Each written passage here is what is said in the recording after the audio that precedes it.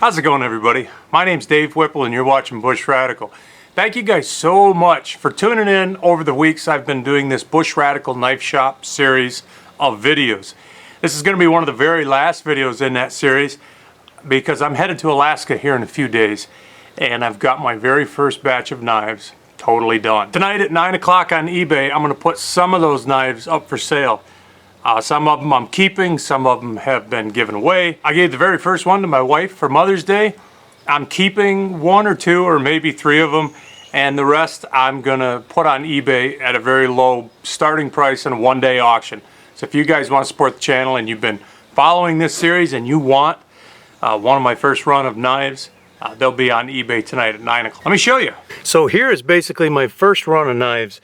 This knife that I showed you guys before, that is a kind of a Kephart style handle with more of a clip point. I'm going to call this the Model 1. And this is actually the #1 knife. It's the very first knife I produced right here in the shop. And I took this knife with me smelt dipping in the Upper Peninsula of Michigan last week. I didn't really clean any fish with it, but it did quite a bit of carving and it did really well for me. And this is the very first one. I would keep the very first knife I produced, but I did end up with one of this pattern that had a nicer handle that fit my hand just a little bit better. So as opposed to regrinding this handle, I'm just going to take the #2 knife that's got a handle that fits me a little bit better. I'm going to keep that one, and #1 will be on eBay tonight. And these are all held together. These are all black micarta, and they're held together with Loveless fasteners, which is a mechanical bolt type fastener. All except for this one. This one I used 1/4-inch brass pins, and I used a brass lanyard for this one. This one has kind of a really nice kind of faceted oval handle to it. I really like this knife, but I'm going to sell this one as a second because it's got just a tiny bit of bend to the blade. I don't know if it was like that and I didn't catch it, or if it was a heat treat thing. I don't know if you guys can see that.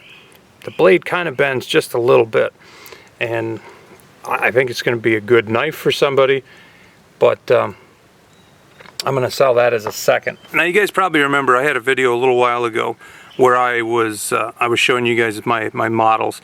This is one of the models that I started with. This is one of my very first patterns. This is called the Minto. And the Minto, it's kind of a slope and then a kind of an up point to it. Kind of a puko style. I call it the Minto because it just reminds me of a fishing knife for some reason. And Minto Flats in Alaska is my favorite place to fish. I have 2 of these that are going to be up for sale. The reason being is that I kept one for myself, and I had a couple that were obviously warped during heat treat, and I didn't catch it in time. So I only have 2 of the Minto, and they'll be for sale tonight on eBay. I also have this model called the Minto Flatback. It's the same knife, but the point, it goes straight out. It doesn't come up like the Minto does. And the Minto Flatback is, all of these are flame maple handles. They're all pinned together with brass pins and of course epoxy. And they're all Scandi grind. And I have 3 of these that'll be for sale tonight. All these handles are pretty similar, but they are different one to the next, just from being handmade. This one is kind of interesting. It's kind of got some dirty look to the maple. The maple just has a bit of character to it. So there'll be 3 Minto flatbacks for sale. There'll be 2 regular Mintos. And then this pattern over here, this pattern I'm calling the Yukon, because I've spent quite a bit of time on the Yukon River, and just a good camp style knife is probably what I would have wanted the most. This is a very similar knife to several other brands out there that make a kind of a bushcraft style knife. That make kind of a bushcraft style knife, and of course the idea being a Kephart style blade with more of a contoured handle. The only difference is I make it a point that there isn't much going on between the cutting edge and my finger. I want the least amount of space there. I don't want any ricasso. I don't want any fancy extra stuff there. I want to get as close to the blade as possible.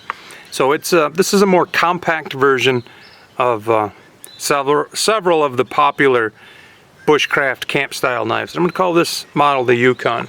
I have 4 of these made, and 3 of them are the rough black micarta, which has quite a grip to it. I sand this with 80 grit, so it's got a good grippy feel to it. And then this one is kind of a rough sanded micarta that's been buffed. And I kind of call this like a faceted micarta, because if you look close you can see a lot of the imperfections in the sanding job, but it's kind of a neat effect. And of course all of these, they're done with loveless bolts, which is a mechanical fastener and epoxy. One thing you'll probably notice about every one of the knives I've put out here, every one of them has a lanyard hole. I won't probably ever make a knife that doesn't have a lanyard hole, and it's not because I'm a guy that loves lanyards. I rarely ever use a lanyard. My thought is, if somebody wants to use a lanyard and there's no lanyard hole, they'll wish it was there. And if somebody doesn't want to use a lanyard, well, the lanyard hole doesn't bother them. So I don't see any reason to leave that out if I can just include it in my knife designs. So all of my knives have a lanyard hole. Also, every one of my knives is going to ship in a heavy-duty leather sheath. Now my leather work is questionable at best, but it is a homemade sheath. The older ones are probably going to be not quite as nice as the ones I'll do later on tonight. You can see the Bushradical stamp in there. And these are all, I'm hand cutting all this leather, I'm hand stitching all of this leather, and there are quite a few imperfections to it, but it is a very solid sheath. A lot of these are unfinished. I still need to sand off all the edges and get them all trued up so they're nice and clean. You can see this one needs to be all trued up and sanded. But you will get a leather sheath with your knife like one of these. You probably won't get one of these 3, but you'll get one that's made just like this. So when it comes to the knives that I'm keeping, I'm going to keep this Model 1 just because it fits my hand about the best of all of them. That, of course, is one of the beautiful things about making your own knives. You know, right now I've got 5 of these to pick from, and this one just fits my hand really well. So I think this is the one I'm going to keep. This, of course, is the Minto flatback. You see the blades are dirty because I've waxed them. Oh, crap. I just took a chunk out of my thumb.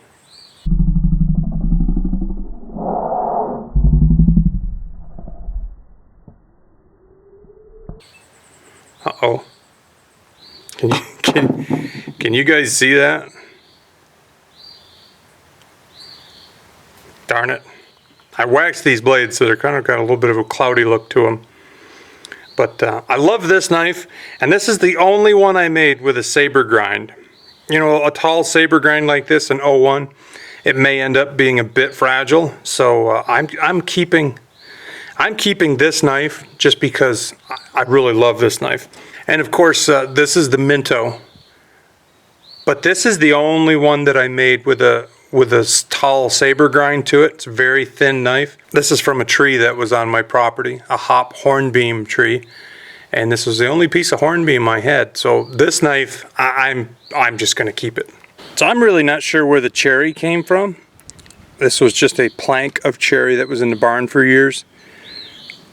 But as far as all of this flamed maple, each one of these knives that has a flamed maple handle, this flame maple came right here off our property. We had a tree come down in a storm, a big maple, and a lot of it was figured like this. So this is actually off our property. So these are the 3 knives that I'm keeping. I made 5 of these Minto flatbacks, but Brooke got the very first one, which is, as far as total production goes, we're just going to call it 0000. And of course, this is 0001. So thank you guys so much for hanging out with me. Thank you for watching the videos and following this series. From here, I'm going to be heading up to Alaska in a few days. Got a lot of cabin videos coming, got a lot of bushcraft videos coming. But tonight on eBay at 9 o'clock, if you'd like one of the knives produced here in the shop, I'm going to start them off at a very low auction price, and it's going to be a 24-hour auction. We'll see you on the next video. My name's Dave Whipple, and you've been watching Bushradical. Be radical, eh? See you soon.